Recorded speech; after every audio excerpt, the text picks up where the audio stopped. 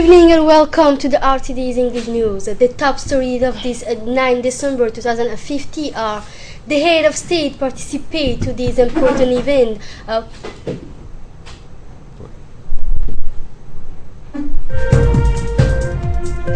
Police remove hundreds of migrant blockade at the Macedonian border.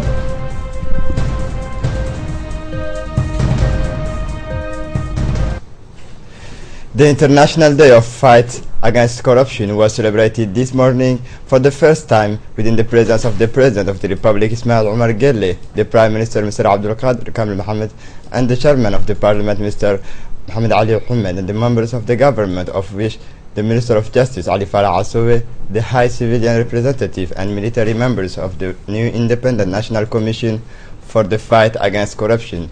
This day coincided with the official representation of the Corruption Commission Center, composed of 9 members elected by a presidential decree for a non-renewable term of 4 years, chaired by Mr. Usman Idris, former top civil servant and former Minister of Transport.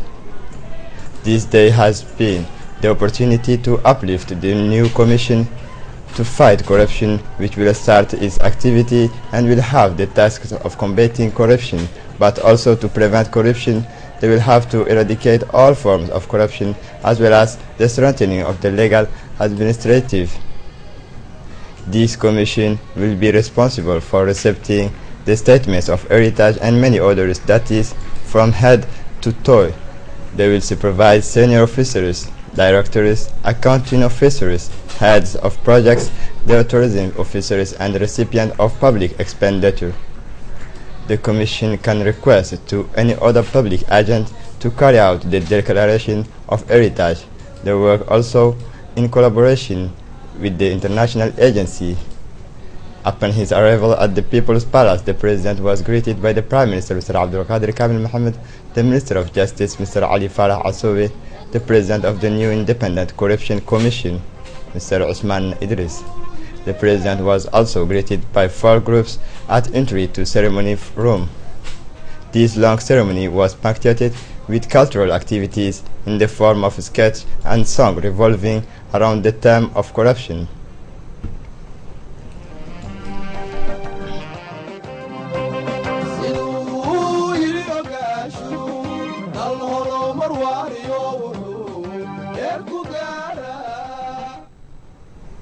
In a speech made by the Secretary General of the Commission, Mrs. Fatuma Zahra, at the first time she thanked the President of the Republic, Mr. Ismail Omar Guelleh. Then she has talked about the context of the fight against a corruption commission and said that in 2012, under the leadership of the leader of state, Mr. Ismail Omar Guelleh, the Ministry of Justice has put in place a committee led and revised legislation on corruption. This committee comprised all the components of justice, namely the head of the central administration, the magistrate of the parquet. Following the committee had for a mission to identify the legislation on corruption. Of these affects the body for the fight against corruption is an obligation that derives also from the Convention of United Nations of Fight Against Corruption, ratified by our country in 2005. The President of the Commission for the Fight Against Corruption said he will be committed to his new duties. Let's listen to him. Before I begin, I would like to express my heartfelt gratitude and my recognition to the head of state, His Excellency Ismail Omar Guelleh, who has once again gave me his confidence by appointing me at the head of this noble institution, that is the National Commission for the Prevention and the Fight Against Corruption. I'm fully aware that it is a position that requires a lot of commitment and especially a lot of pedagogy. The creation of this commission means the end of a taboo, tackling officially corruption.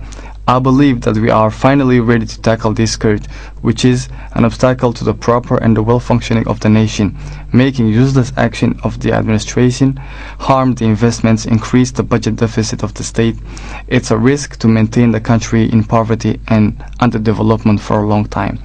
The action of the Commission is not only limited to the national level. The role of the Commission is empowered to cooperate with the international community in the fight against corruption. This mission is entrusted to one of the three directions of the Commission. It is the direction of the international cooperation and for the repatriation of illegal assets placed abroad. Our Commission, as you have expressed, will go beyond any frontiers. It will have to get down carrying out a work in depth aim to change the mentalities. Each one of us, before undertaking any action, will have to ask if it is consistent with the act and especially to our moral and religious value. Islam harbors, prohibited and outlawed formally corruption. Allah reminded us in the Holy Quran.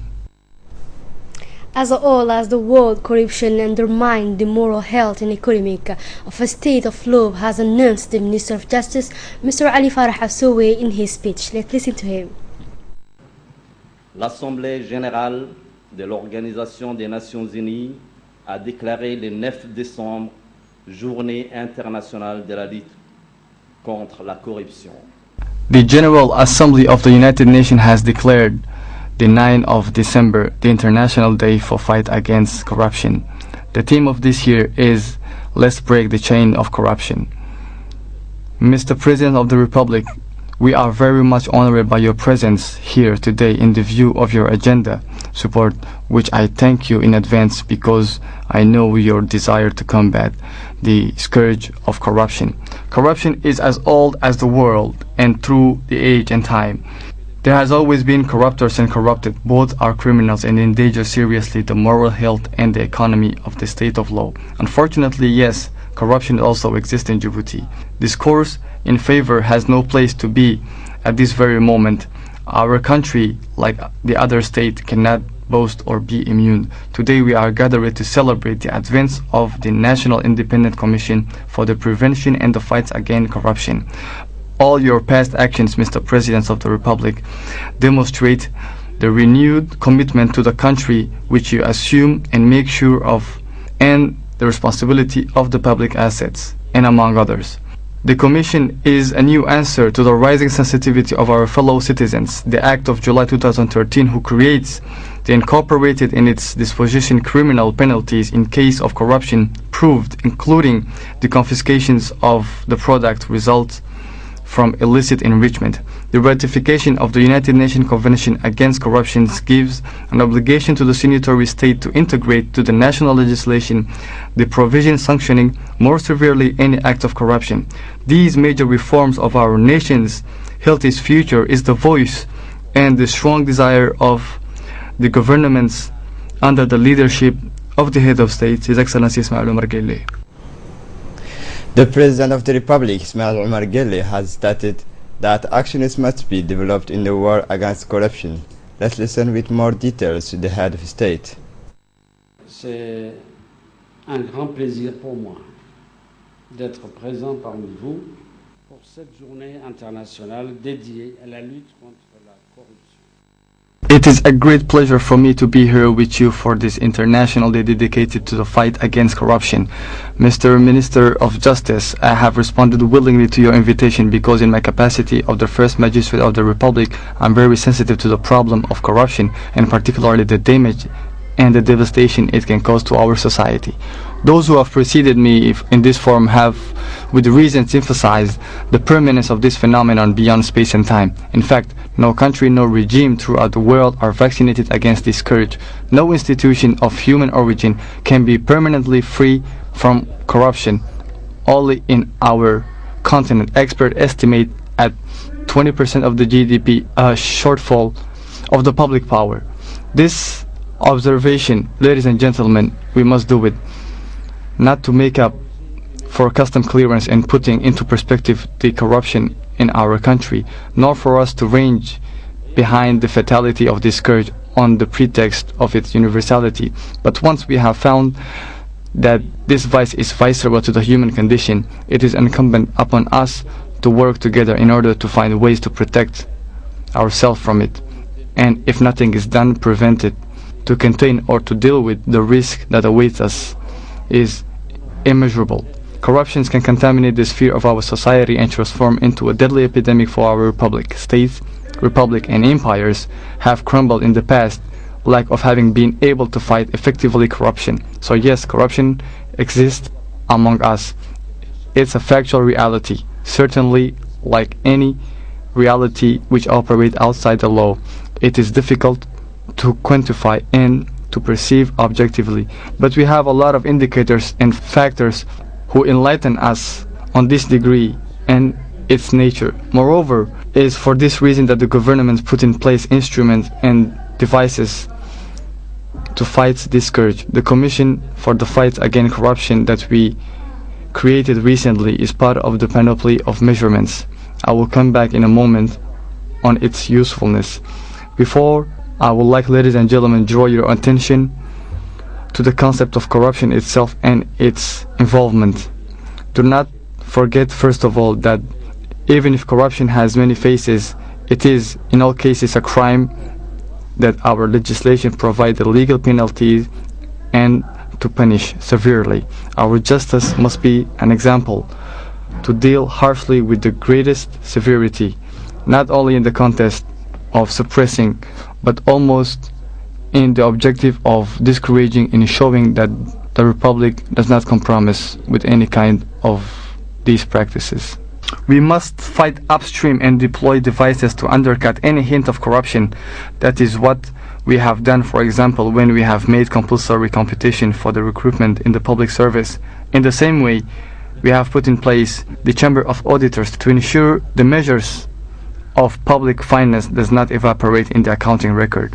And even if the institution has taken delay on its agenda following the fire that took place and the seat change, the government is expecting a great deal from the Chamber of Auditors because the transparency and traceability of the public purse are important lever of good governance and fight against any form of corruption. The General Inspectorate of the State also participate in this logic. The head of state has urged to launch a campaign of prevention across the media. Let's listen to the president. Mesdames et messieurs, j'ai commencé cette intervention en qualifiant la corruption d'un vice. I began this speech by characterizing that corruption is a vice. There is no small and large scale corruption. There is not an active corruption more virulent and another more excusable passive one. It is a whole, harmful to individuals and to a society, because corruption undermines the pillar of our state and our economy, and by consequence our nation. The corruption is directly attacking the very essence of our patriotic contribution when it comes to the tax and taxation system, because the industry of corruption has become so sophisticated today that it may also take the form of a tax evasion or tax optimization. We must here also be vigilant. Moreover, the single window for investment may constitute a part of the solution, because the fights against corruption is also our credibility for a viable and secure state, therefore attractive foreign investment. That is why I urge the officials to enable more in the establishment of a single window. Ladies and gentlemen, in this range of institutions and mechanism of anti-corruption measures that I have just mentioned, the newcomers of the Commission has in place its own specificity and own mission. It is made of eminent persons from diverse backgrounds whose skills and moral integrity are unanimous. Mr. President of the Commission, be assured that the government will listen to your comments and recommendation, and that it will not hesitate to bring any bill if necessary. I do not wish to conclude this speech without mentioning the role of non-state actors such as the civil society and the media in the fight against corruption. Indeed, by their work in raising awareness, outreach, and alert citizens, civil society and the media can help us to break the chain of corruption. Also, the people present to this event gave their thoughts. Let's listen to them.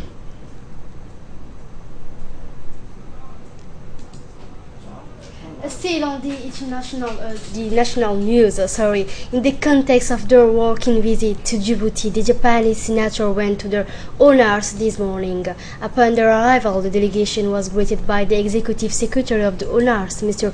Hussein Hassan Darar, and his close associate. The delegation of Japanese senator have held a working meeting with the Minister of the Interior, Mr. Hassan Umar Muhammad, in the presence of the Executive Secretary of the honors, Mr. Hussein Hassan Umar. The representative of the UNHCR, WFPIOM in Djibouti. During this meeting, the delegation has followed a presentation of the different activities executed by the honors. The executive secretary of the honors has provided more explanation of the Japanese senator, who are very interested in the activities provided by the National Office of Assistance to the Refugees and Victims, known as honors, in favor of Ethiopian, Somalian and Yemeni refugees. The leader of Senator held to thank the Minister of the Interior, Hassan Umar Muhammad, and the Executive Secretary of the honors for their warm welcome. It has promised to transmit the grievance to the official concerned. At last, the delegation of the Japanese senator, accompanied by the Executive Secretary of the honors, Mr. Hussein Hassan Darar, has visited the various premises of the honors, and finally the ceremony is completed by the delivery of gifts to the various Japanese senators.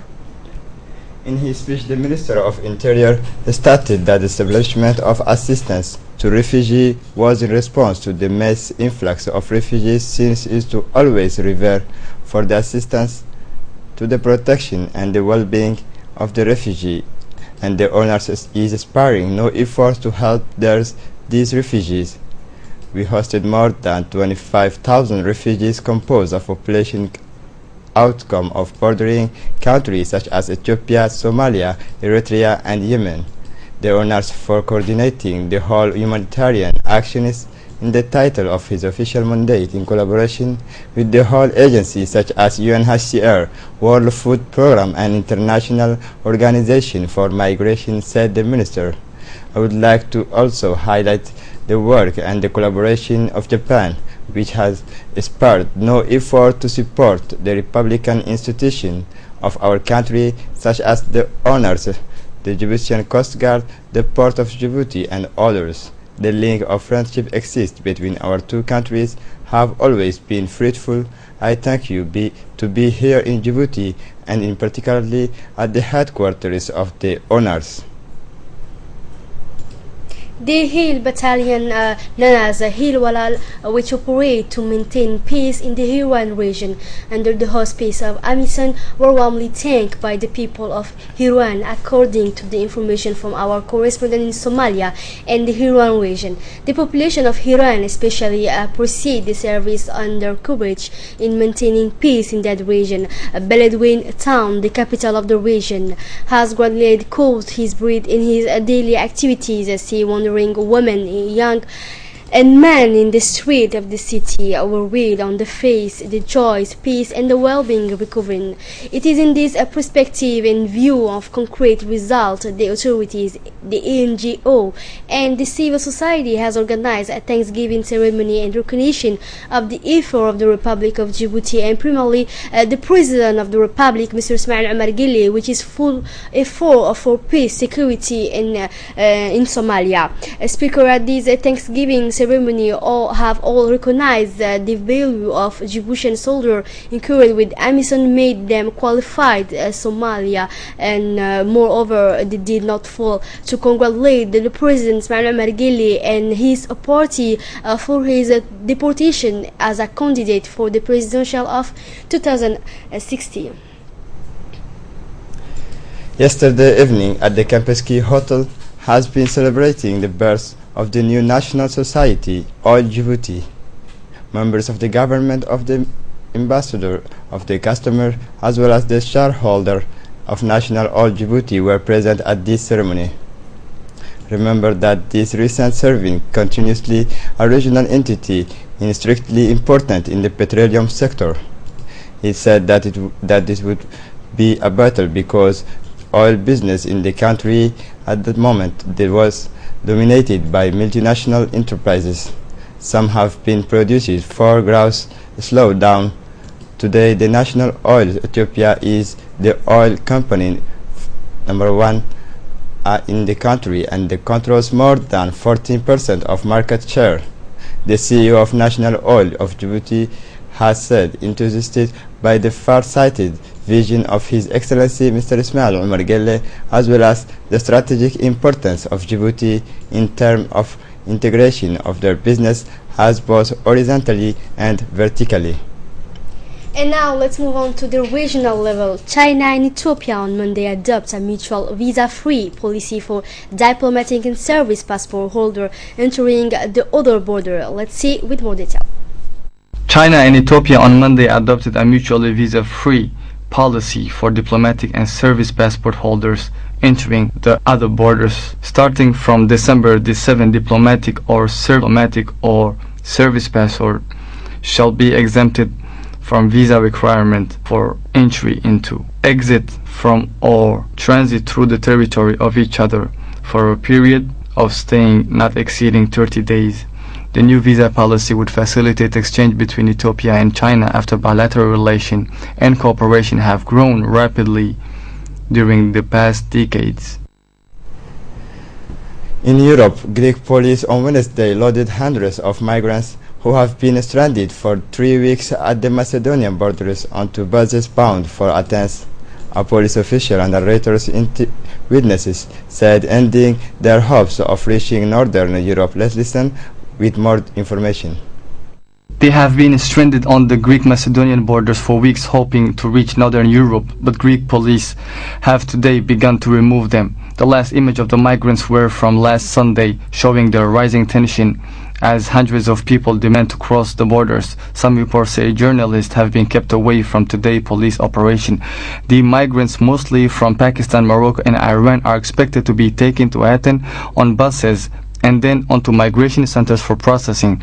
Those not able to convince authorities that their claim for asylum are justified are likely to be repatriated to their home countries. Macedonian authorities have put up a metal fence to keep migrants out of plan to extend it.